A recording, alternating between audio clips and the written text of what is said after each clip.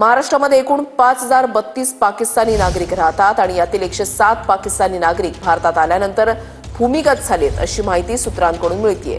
तर एकूण 34 पाकिस्तानी नागरिक भारतामध्ये बेकायदेशीरपणे राहत आहेत। नागपूर शहरामध्ये सर्वाधिक पाकिस्तानी नागरिक राहत असून यात ठाणे शहर दुसऱ्या तर जळगाव तिसऱ्या क्रमांकावर आहे।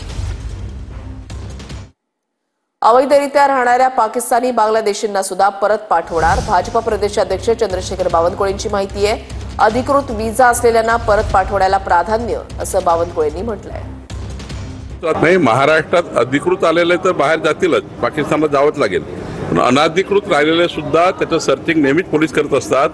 पोलिसांचा हा टास्क असतो, जे अनधिकृत राहतात त्यांना शोधणे आणि त्यांना शोधून काढून हुडकून काढून त्यांना त्यांच्या देशात पाठवणे ही प्रक्रिया निरंतर सुरू असते। त्यामुळे ही प्रक्रिया अखंड म्हणजे निरंतर सुरू आहे, त्याला काही प्रॉब्लेम नाही।